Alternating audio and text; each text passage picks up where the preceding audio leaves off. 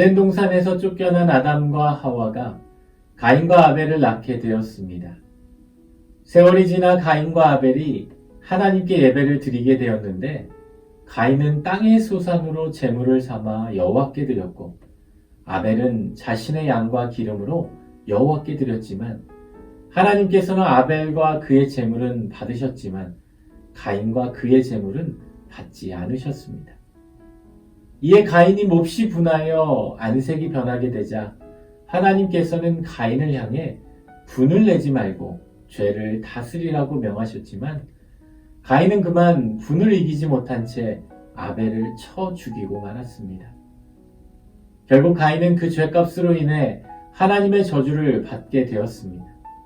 그러나 그 가운데에도 하나님께서는 가인에게 은혜를 베풀어 주셔서 그의 생명을 지키시고 만나는 모든 사람에게서 죽임을 면하게 하셨습니다.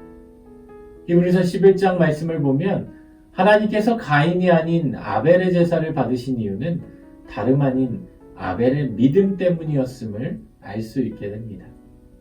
아벨이 믿음으로 하나님께 정성 어린 제물을 가지고 예배를 드렸기에 하나님께서는 형식적으로 예배를 드린 가인의 예배가 아닌 믿음으로 드린 아벨의 예배를 기쁘게 받으셨던 것입니다.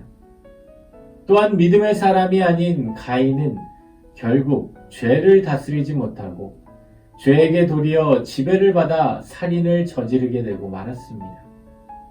오늘 말씀을 묵상하면서 우리가 믿음 안에 살아가면서도 삶 가운데 죄를 다스리지 못하고 죄에 끌려다니게 되면 그 죄로 인해 우리의 삶 전체가 지배를 받게 됨을 알 수 있게 됩니다.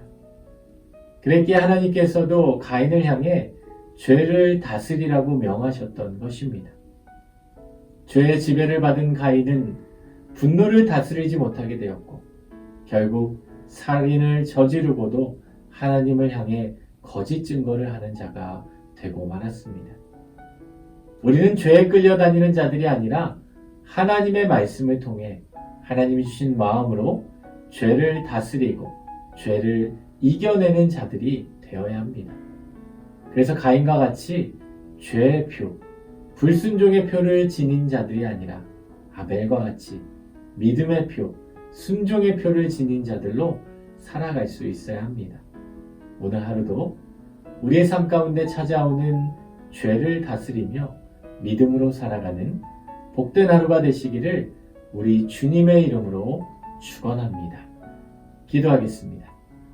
하나님, 오늘도 삶 가운데 찾아오는 그 죄를 다스림으로 믿음으로 살아가는 은혜로운 하루가 되게 하여 주옵소서. 예수님의 이름으로 기도드립니다. 아멘.